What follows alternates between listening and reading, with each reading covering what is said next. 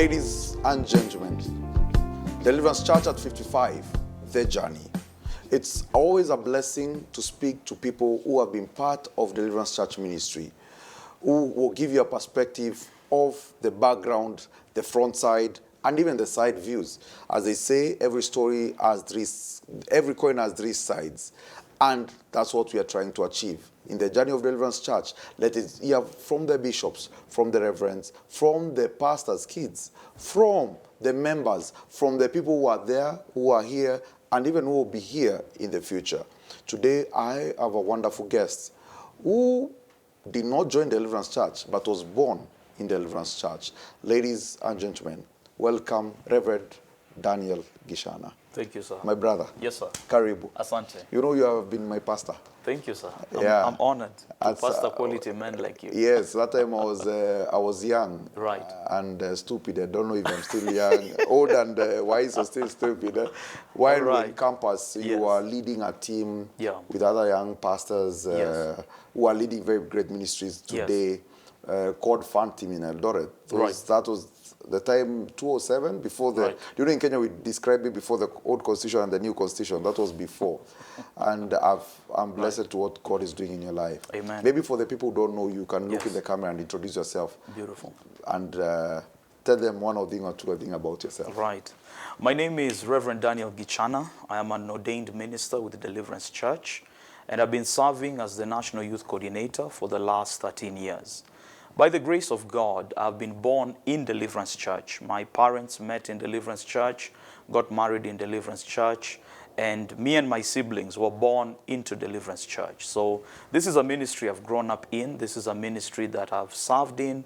This is a ministry that has shaped me. This is a ministry that I hold dear to my heart. And just like the host has said, I've been privileged to serve in the local church. I grew up in Deliverance Church Eldoret. By the time the church was beginning, I was in my toddler years. I was only 3 years old. And today when I look back, I thank God for what he's been able to do. God works through men in their frailties, in their weaknesses, to accomplish his purposes. So looking at what God has done for Deliverance Church as a ministry in this country, and also for Deliverance Church Eldoret, I can only say praise and glory be to God. So in the course of growing up in Deliverance Church Eldoret, I was involved in the Sunday school. I mean, I'm a pastor's kid. You are as well. Yeah. For us, all our Sundays are already planned out. You don't make a plan for yourself. Yeah. Everything is planned for. You must be in church. And I'm not saying that out of any bitterness or anything, but I look back in my life and I thank God for the God factor that has always been in our lives. So I was involved in Sunday school in the teens class. And right as I was going through my pre-teens, we had a team that was formed in the local church, and that was the Impact Outreach team, made up of youths, made up of teenagers, and also pre-teens. So I joined a dancing team at that time. And I was one of the leaders in the dancing team. So that team slowly grew, and then it metastasized into now what was known as the Fired Up Now. Fun, F-U-N, fun team. And this concept of fun didn't even begin with us. The concept of fun began with the National Youth Coordinator then, who is now the senior pastor of Deliverance Church Limuru, Praise City, Reverend Dixon Thuo. So while he was leading the youth ministry nationally at that time, he said, I want us to begin to brand ourselves as fun, fired up now. So we quickly caught on to that. And that's what now became a very dynamic youth group at Deliverance Church Eldoret. And during that season, God helped us. We had very tremendous impact in the city of Eldoret. And we had youth caches. We had 3 major youth caches in a year. We had the Resurrection Night, you had the Storm Night, you had the Leavers Bash Night. And these were events that really had an impact on the city. And we were able to host different servants of God, different music artists. And I'm so grateful that today there are people I meet, and those meetings had an impact in their lives in that season. And from the last 13 years, I was given the opportunity before to we serve. get there, before we get there, I would like to be able to get back, because one of the things we have been asking for the people who have been seated here is how do you find yourself in the ministry? Okay. And now you have discovered you are PK. Yes. Or was there a dining hall meeting one day in the dining table? Right. And the bishop was like, now you'll be a lawyer. You'll be an IT person because Yes. I know part of your family. You'll be a pastor. Right. Or what happens so that now we transition Yes. into the ministry? Okay. My story is very interesting because listening to my parents, it goes back to even things that happened before I was born. Yeah. And that is something that whoever is watching, I just want to throw this out to you. Whatever you name your children before they are born is very prophetic and very profound. So the name that I carry was a name that was decided out of prayer. Yeah. And the name Daniel is what I was given by my parents. And in their own dealings with God, they decided to name their children out of Bible characters. Yeah. And I bless God for that. But as far back as I can remember, one of the things that stood out for me, which is very unique because I never understood it then, but I understand it now looking in hindsight. So to answer you, I'll raise three things. Here's number one. Growing up in a pastor's home, we were exposed to Christian content, which is something that I'm grateful for. I don't regret it. And for anybody that is a parent out there and you're a believer, please expose your children to Christian content. So in those days of the VHS videos, my dad would go and bring us videos of conferences, men and women of God that were making impact globally and all of that. So I began to be exposed to Christian content as way back as when we first had our first purchase of the VHS. Now this is the interesting thing, and this is my first point. The environment you expose your children cultivates what God has put in them. Amen. I never called myself to ministry. My parents never called me. It's God who called me. And this is what used to happen. I would watch the likes of Kenneth Copeland, Kenneth Hagin, Reinhard Bonnke, Charles Capps, because that is the kind of content that was home. So I would watch them. And for a very strange reason, I just used to love how these men speak. Yeah. I used to love how they would dress. I used to love how they would be able to express themselves. So what used to happen, when we have already said like the prayers for the evening from our family altar, and people go to sleep, I would come back, I'd put in these videos, I'd look at Kenneth Copeland speaking, I'd look at Reinhard Bonnke preaching, that kind of a thing. So that environmental factor, number one, contributed to my call. What I did not know is that my father had taken notice that this guy, after we go to bed, he comes back. He's not watching cartoons, he's not watching music, he's watching preachers. And he knew in his heart, God is dealing with this guy. But what was happening now, looking in hindsight, is I was watching, and what I was watching was stirring what was in me. Scripture talks about deep calling to deep. Yeah. So as I was watching these men execute their call, do what God has called them to do, it was stirring something on the inside. So that's the first factor. The second factor is this, your individual choice. You're a PK, I'm a PK, and everybody has got the power to choose. You can choose to serve the God of your parents, you can choose to follow the ways of God, or whatever the factors may be, you may choose to go a different way. For me, I made the choice. I will stick close to the things of God. That's a personal choice. I stuck close to the things of God. Did I have moments I was naughty? Very. Yeah. Did I have my own ups and downs? Yes, I did. But there's one thing that I remember clearly. I never went far from the things of God. Yeah. And here's the third factor. There will always be an open window that God would give, especially to parents as they are raising their children. For me and my elder brother, it was music. Yeah. We weren't attracted to church because of the preaching or because of any other thing. It was the music. And when our parents discovered that, they purchased for us a small keyboard so that we could try to play some music from home. So when they did that, we had people from the church coming to help us learn how to play instruments. And that's how my brother and I became musical. And we've got at least a musical ear. So we can't read music, but we can hear and we can be able to play. So these three factors are very critical to you as a parent or as a caregiver in shaping what God has put in your kids. Number one, pay attention to what God is stirring in them. Then secondly, let them make their own individual choice. And then thirdly, when God opens a window, allow them to go through the window. So my brother from, as early as, what would you say, maybe mid-primary or early upper primary, he was playing drum set in the church. My parents didn't hold him back because they discovered from when he was a little boy, as we were still members in DC Isili. As soon as we arrived in church, I was still a little one, I was being carried. My brother quickly ran, go and sit next to the drum set drummer. and watch the guy playing. So when my mother saw that, she went to Gichana. She bought small drums, which are very precious to her. She still has them to this very day. Many years ago. Wow. Because as soon as my brother would come from church, he would get the sufurias, serving dishes, turn them upside down, and try to play. So when my mother saw that, to save our dishes, they didn't rebuke that. Yeah. Instead, they cultivated it. And today, what it has resulted is we are happy to find our fulfillment in serving God. And then after that, Yep. you got that opportunity. There's something you've talked about, Yes. an opening Yes. comes, Yeah. and you enter into Yes. university. That's right. What do you go study for? Yes, when I finished my high school, which was a very beautiful season for my life, Yeah. when I was in high school, for a very interesting reason again, God began to deal with me about reading the Word, now as an individual, not as a pastor's kid, but as me. And I read my Bible in high school. In fact, my grasp of Scripture today, I truly attribute it to my experience in high school. I'd quickly finish my evening preps, do whatever I needed to do, and I would sit on my Bible. There are times I would read my Bible from when the preps begins up to when it ends, because I just had this insatiable hunger in me to want to know the Bible for myself. We go into a CU meeting, I hear a preacher say, it says in the book of Jeremiah, cursed is the man who does the work of God negligently. And I pick that up, and I'm wondering, it actually says that? Then I purpose in my mind, today, I'm sitting on Jeremiah chapter 1, verse 1. I'm going up to Jeremiah 52. I must find that verse.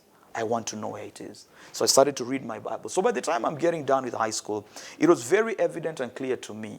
The call of God is on my life. Yeah. And my father tells me, you've got to train. So I go into, by then it was Pan-Africa Christian College, but we are the first ones to graduate under Pan-Africa Christian University.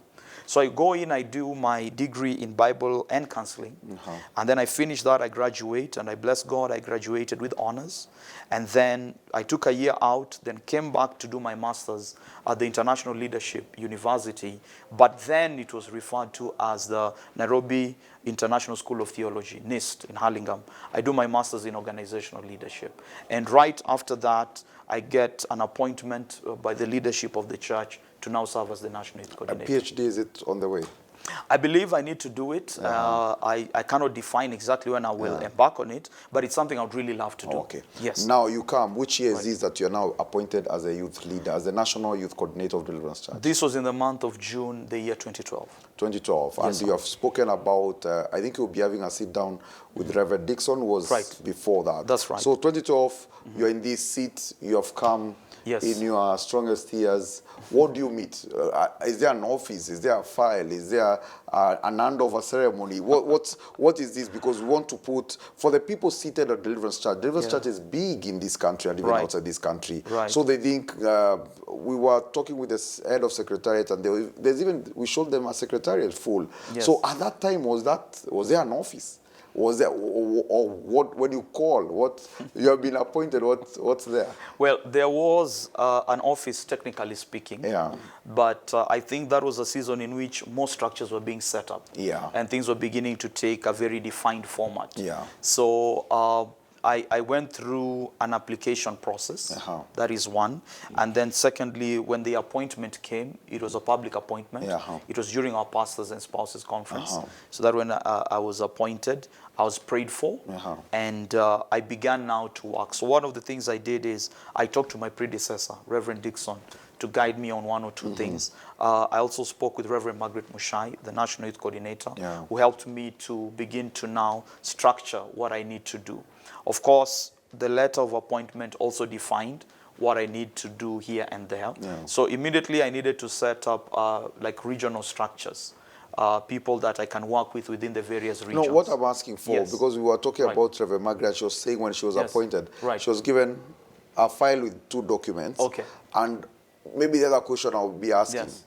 in the future, Yes. what will you add over something to someone? Maybe Oh, when yeah, that yeah. time comes. Oh, yeah. Oh, yeah. At that time was there, because Yes. we appreciate, I think I was in the initial meetings where Reverend Dixon was in Yes. 2002. Right. And I think he was the office. Yeah, that's right. But now today, as you Yes. speak, Right. when you talk about the National Youth Coordinator, because you're Yes. talking about regional offices, Yes, that's right. then it was starting from nothing. It was Exactly. a work of faith. True. Are we talking, are there structures you now, Yes. have you set up now structures on yourself that if Yeah. today I'm Yes. appointed, Right. there's something that I can walk into an office with That's right. files, with records, Yes, with that's right. everything. Exactly. Yeah. that is there now. Yeah. I can be able to present documentation that Yeah. can guide somebody on some of the works that he That needs we to have do. done, yeah. Yes, and then also I can give them even a youth policy document Yeah. that can be able to guide them. How do Yeah. you set up a youth ministry, and how do you able to identify leaders that can serve? So there is something that I can hand over now. And but when I was coming Yeah. in, that was not there. that was not there. Yes. And when now we are talking about what's the structure like for the youth ministry, because I think most people Yeah. understand youth ministry to be we'll meet in Nakuru in December. That's the only thing that people know.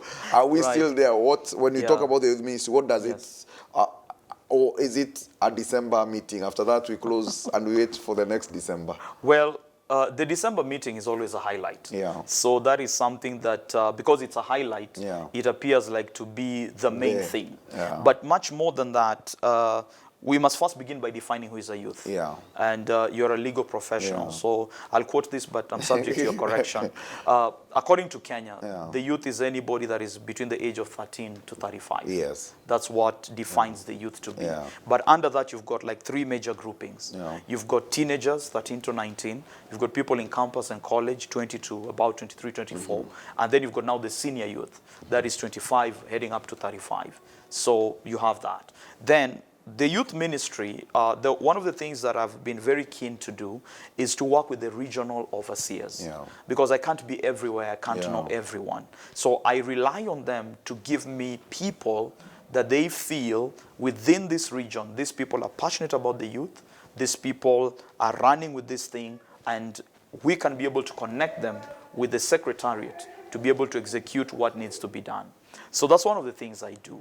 Then the next thing that I do is these leaders, I am able to at least have forums with them where we sit, we talk, and we begin to see what are the interventions we can have to reach the young people, reach them for the Lord, and also reach them in terms of Christian service. How can they be plugged in to their various local churches? So the other thing that I do is there are times I would sit with various leaders just to go through some material of leadership training so that they can be able to understand, okay, this is what it means to be a leader.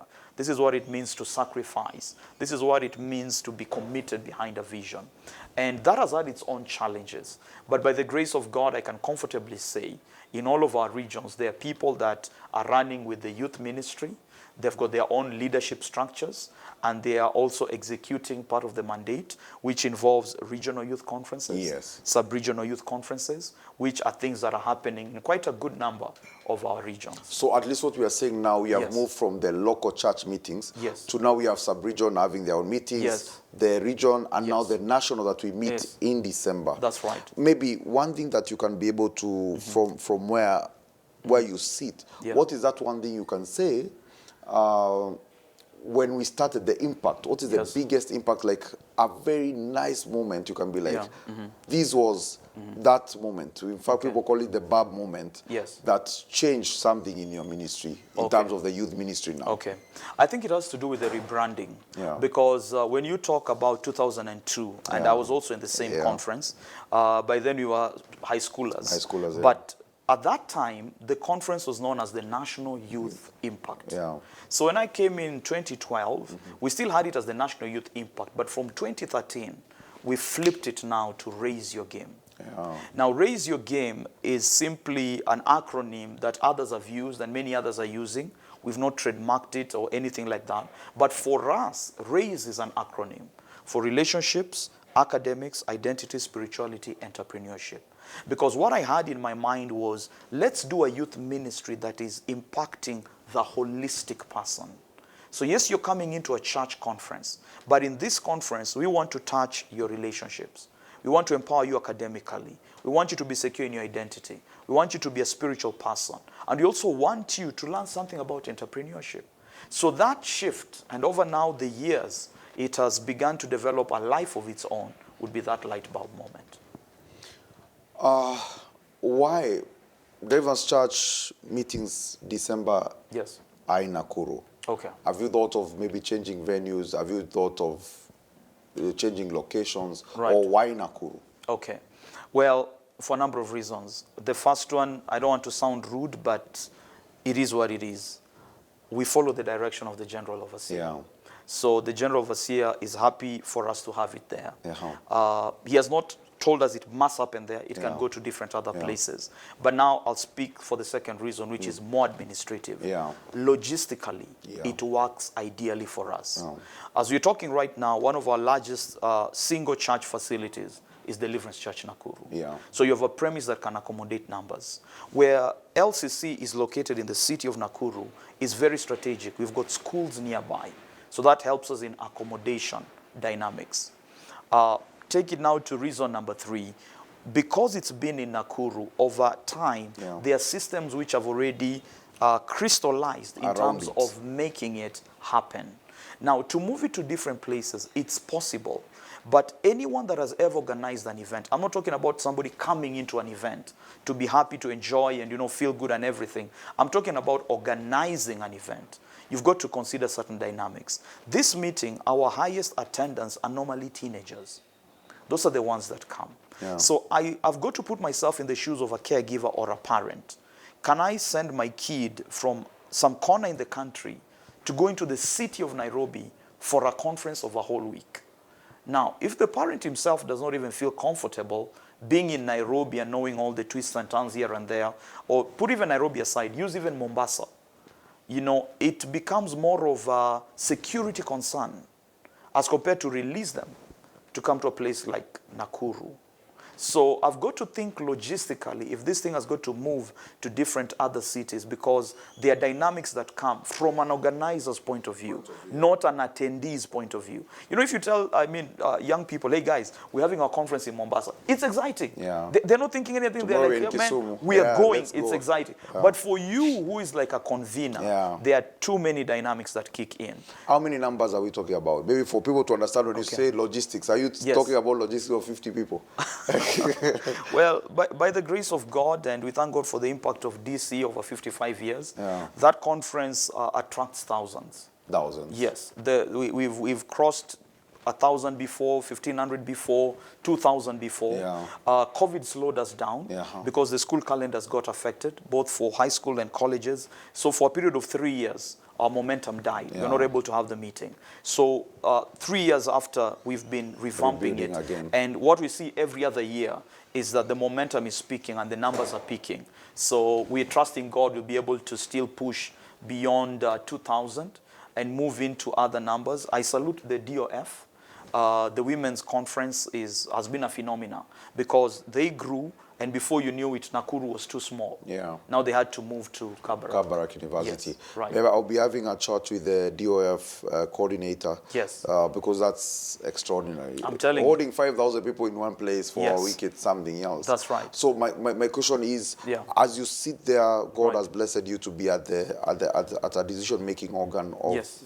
the youth. Right. What are you seeing in the next 5-10 years? What is this one thing you'll be like, even if I do this one thing, Yes. I'm ready even to tell now the next person can take it to the next place. Which is this one thing that you're like, if we're able to have this for Okay. the youth All of right. Deliverance Church? Well, that one thing, I'll put it in a sentence. The holistic development of potential. Yeah. Young people have potential. Not just physically speaking, they're strong. Mentally speaking, they're alert. Many of them have gone through school, at least the elementary studies. Thank God for a government that has made public education free. At least in many public schools, that's a reality. And moving on with all of that. But these are people that carry potential. That's what I see with the youth. But I'm looking at this potential becoming holistic. We just don't take the potential and work on the spiritual element alone. But let's take this potential, work on the spiritual, work on the academic, work on the professional, work on the entrepreneurial, work on the relational. Make this to be well-rounded individuals so that as a young person, through the youth ministry of Deliverance Church, you've been made holistic. You're not just a guy that is spiritual, you read your Bible, you pray, you fast, you pray in tongues. But when it comes to handling opportunities, you don't have what it takes. When it comes to handling relationships, your skills are not honed there. When it comes to handling entrepreneurial things, you don't know what to do. So for me, my desire would be, and hence the rebranding to raise your game, is to bring a holistic sense of preparation of potential. That to me would be something that I'd be so proud of. And because it's been happening for a couple of years now, and whenever the young people come, I would always ask them to say to me what raise means, and they get the idea. They understand when we go into workshops. They understand when I bring in people to talk about finances, bring in speakers to talk about relationships, when we break into our various workshops with age groups. I feel the idea is getting into them.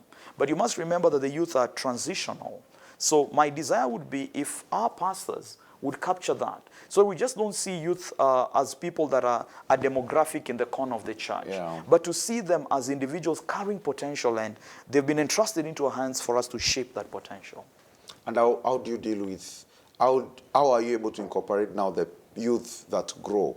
Outgrow the youth ministry, maybe for lack of a better word. How are you able to incorporate them? Because I feel the biggest challenge that you have talked about, maybe even the pastor would capture this, but I feel more like it's a conveyor belt, whereby you are given this belt for 10 years and then they throw them.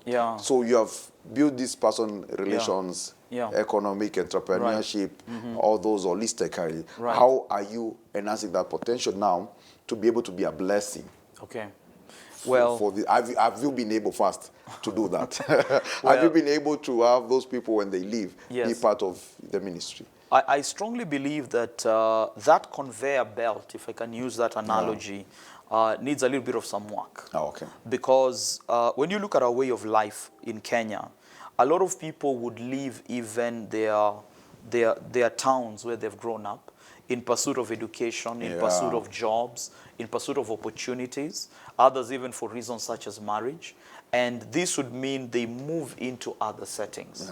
So when they move into other settings, well, in some cases it happens. Some would go to their pastor and say, "Pastor, this opportunity has come. Please pray for me. I've got to leave." And sometimes a pastor would offer the prayer. Another pastor would say, "Okay, you've been serving here very well. I want you to meet our pastor in the town you're going to." So that's why I said the conveyor needs to be looked into, because there are pastors that would not commit this member to another local church. So what happens is when they come into a city, they will now find their own levels. And maybe a colleague or somebody that they studied school with tells them, "Oh, I worship in this church, come visit with us." So what I've discovered is in the process of time, you meet with people that you knew them from a deliverance church somewhere, but today they're serving in another different ministry. And I have no problem with that as an individual. For me, my joy is they're still in the faith, they're serving the Lord. It would be a totally disastrous thing to meet them, they have abandoned the faith, they're no longer with the Lord. So my heart's desire is we could do some work on this conveyor belt, but if we are still not able to plug in our own youth into our various deliverance churches here or there, my joy would be that wherever they go, they are able to still function as holistic people and make a difference for Christ. Gen Z. Yes, sir. They brought an uproar in this country. Did it affect your ministry?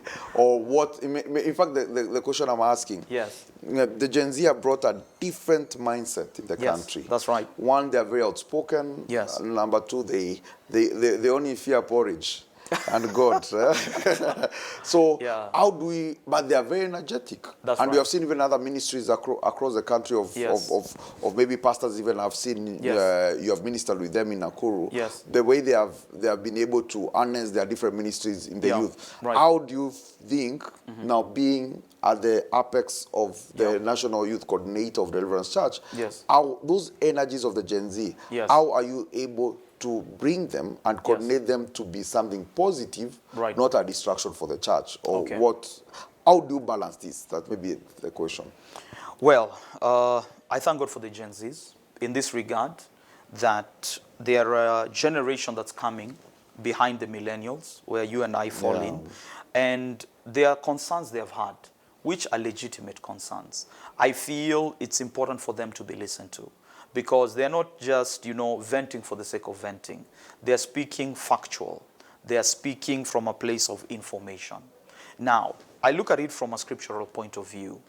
The book of Malachi chapter 4 talks about, in the last days, God will cause the hearts of the fathers to turn to the hearts of the children, and the hearts of the children to the fathers. So I see we've been at a point maybe like this. The hearts of the fathers are faced that way, the hearts of the kids are faced this way. But we need to trust the Holy Spirit to turn the hearts both of the fathers and then of the sons, so that we can face each other and speak to each other. Because the older generations have got something to offer. Yeah. The young generation has got something to offer. We've got to be able to rise above African culture, where the younger generation is to be seen and not to be heard. We should be able to rise above that. And on either side, we should be able to say, you know what, guys, let's turn our hearts to each other. Let's sit. Let's listen to this generation. And let the generation appreciate the labor, the generations that have gone ahead of them. And when our hearts begin to face each other, as the scripture says, then God is able now to work through the framework of the hearts of the generations before and the generations coming after, facing each other. Because hear this, and this is my conviction, whenever you see there is a sense of uprising or a movement or a revolution, all these things begin from words. They begin from words. And before we get to a point where we are having uprisings or a lot of tension, we can be able to sit like you're sitting. Yeah. And we can be able to talk. You can share your heart, I can share my heart. And when our hearts begin to face each other, then guess what? We'll not just be facing each other's hearts, but we'll begin to see each other in each other. Because the Gen Zs need to appreciate, while they are young right now, a day is coming, they'll be looking at a different generation younger than them. Yeah. They will find themselves as fathers one day. Just like the fathers today, remember, they were youth a couple of years back. But when we sit and our hearts face each other, we can have a conversation. And in that conversation, the strength of the old and the wisdom of the old, the energy of the young and the potential of the young can be harnessed into something positive. So what you're saying is that let the millennials and our fathers and the Gen Z sit down and talk. Exactly. Listen to each other. A turning of hearts. A turning of hearts. I should be able, for instance, somebody that looks up to me as a big brother, to be able to feel, you know what, I can talk to him. Yeah. I mean, he'll listen to me. You know, and somebody that is a father should be able to create an environment, say, hey, listen, guys, come, let's sit around. And for Gen Z, you're telling them, as much you're outspoken, there's something you can learn from the generation that is ahead of you. I strongly believe, because it's biblical. It's not my ideology, it's biblical. There is something we can always learn from the generations ahead of us. And sometimes they may not have the strength or the energy, but the experience, the observations of life that they have gathered, they can be able to contribute, into a conversation. 45 years from today, we'll be celebrating 100 years of Deliverance Church. Yes, sir. There will be someone seated on this seat who will be the National Youth Coordinator. Yes. Maybe we would have decided to rebrand the name then. Not a problem. From something else, it will still be the same. Not a problem. Talk to him. Okay. What is he looking at? What is he expecting? It's always a privilege to serve the people of God. It's never a right. It's never something that should be loaded over people. Rather, you become a servant. And whenever you're serving a generation or a vision, it will always take out too much out of you. Literally, your life will be spent into that. That's the first thing I'll tell the person. The second thing I'll tell them is, after all is said and done, we must all give account. Not just to our leaders, but also an account to God. And whenever you have the opportunity to serve, in the time that you serve, remember you'll be accountable to God. My passionate appeal to that coordinator 45 years from today is that in the time you'll be serving a generation and a vision, let all that you do align with the purposes of God. Let it be that in the time you served in that capacity, you are able to see the purposes of God established in the life of people. Expressions will change, generations will change, but there are certain realities that remain the same. Here is one of them. Man is in need of God. Here is number 2. Jesus is the way to God. And here is number 3. God will always work through his people, the church. And the moment you begin to understand that and everything you do is lined up behind that, you'll do very well. Thank you very much. I think one thing people don't know. Yes. You, at some point, used to play the bass. Really nice. Are you still playing it, or are you stopped? Well, with every musical instrument, it's a skill you learn. You keep on working on the skill, you become very refined. So yes, it's a skill I learned. I'm still able to do it. But I discovered I've got better results when I'm behind the pulpit. as I am on the bass So guitar. at 55 celebration, we are not singing you on the bass, just for Wazee Ukumbuka moment. You know, there's that, you can come up My with a goodness. fellow like, Yes. they don't know, maybe Right. David, your brother, is really good Yes. at the keyboard. Yes. People don't know Joy Yes. Mdivo, Yes. Reverend Joy Mdivo Wakili. Yes. If she catches that mic, it's a different being. She sings, yeah. There's Right. a lot of PKs. I don't know Yes. if you can do a PK choir and lead it. And you give us one number just to show people something. I think my seniors, the PKs who are much older than me, should be able to rally us. But no, you're call always us and, coordinating, know you're that- always in this leadership capacity. Although Joy is the de facto PK leader, I think I'll be talking to her. Yes, She please needs do. to organize. If she calls us, we will arise, we will do it. Joy, if you call people, they'll be ready to come. But I can tell you this. Yeah. Maybe during the 55th, you may not see me on the bass. Yeah. But from time to time, you'd see me. Like maybe if we go to a pastor's conference, you may catch me playing the bass. The bass. Yeah, but I mean, when we do like our youth conference, you know, there's young guys coming up. Yeah. We just let them Know express that. themselves and all of that. But once in a while, they need to know that you can do this. Not really for them to know that I can do it, but when there's a gap, then I'll You step can in. feel it. I'll So step in. because now you are music one like Yes, me. I right. love music, but I That's can't right. I can't sing or play Right. any music. Yes. Which song would you say Yes. is a perfect one to Right. describe Deliverance Church at 55? Wow. If, for example, maybe you asked to do a theme song. Yes. Is there a song that is being played today Yes. that you can be like, this will be the best theme song for Deliverance Church at 55? Something interesting about me Yeah. is that while I'm youthful and I look youthful, I'm drawn a lot into old school music. Because I feel old school music was written out of experiences with God, out of encounters with God. There was no pressure of becoming popular. It was songs that were written out of a walk with God, and they were doctrinally sound. Revelation. So my choice of song, I had to give that as a disclaimer because when I say it, it may even surprise you. But I feel the song that captures DC at 55 is the golden hymn, Amazing Grace. Because all we've attained as a ministry over 55 years, through the various seasons that we've had, can only be attributed to the grace of God. I'll give this as a by the way. One time I remember meeting with Apostle Joe Kyle, the late founder of this ministry. I met him and we had a conversation just right on the streets, and he told me, come. So we took a walk together. We went to City Hall. He told me, I'm doing a lunch hour meeting. I want you to be here. But before you sit down, I want to give you all my books. So he gave me all his books that he had written then, signing them by hand. To Daniel, put his signature, then he'd write Joe, that way. Then he gave me a book, and one of the books that he put into my hands was a little bit of the story of his life. And the book was called The Grace of God in My Life.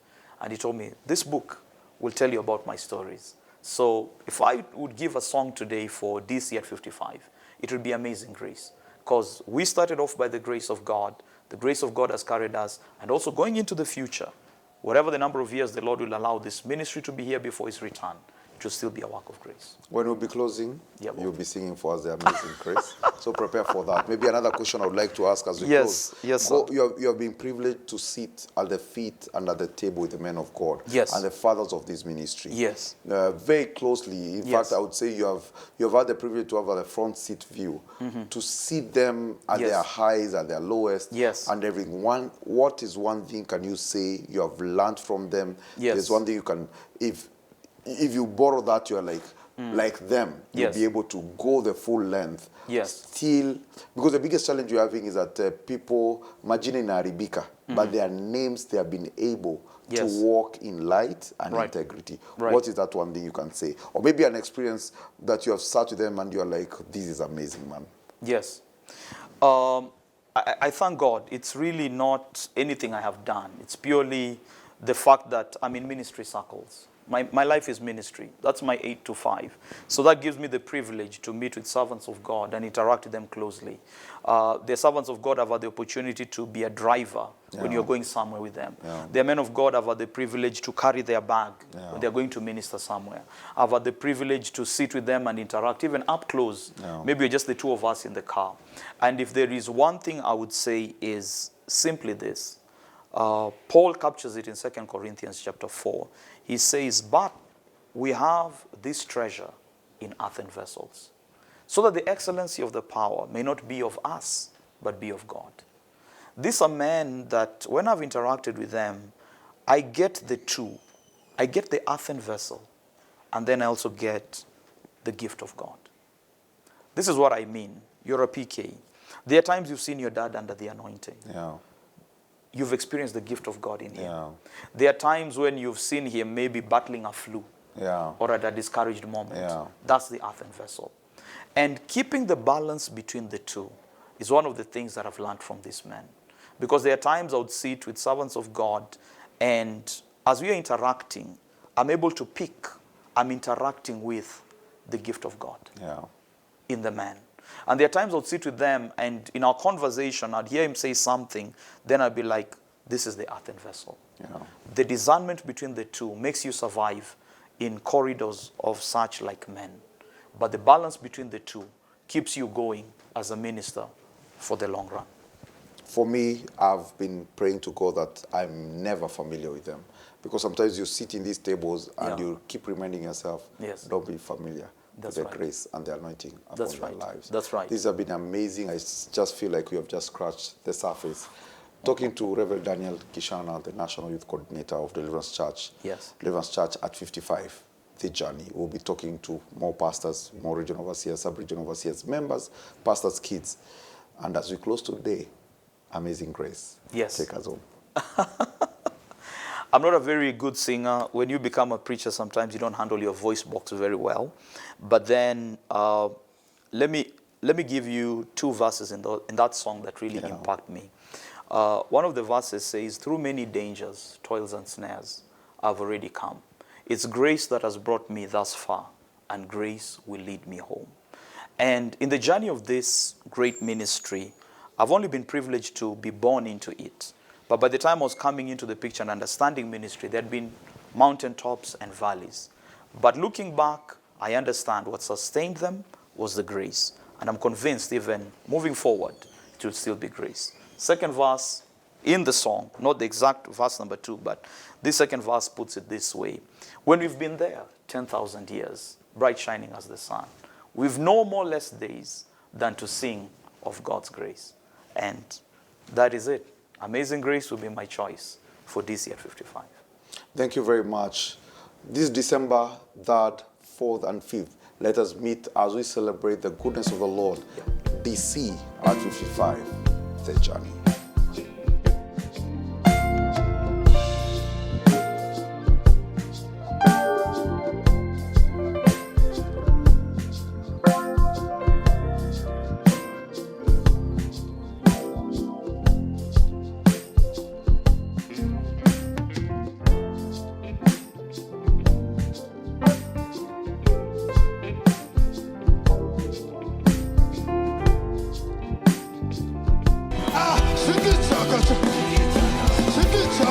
A lot has happened in this country. Deliverance Church has affected students, business people, families. It has been around for the last 55 years. And as we gear up ourselves to the 2nd of December, right through to the 5th, we want to welcome every one of you. May we celebrate Deliverance Church at 55.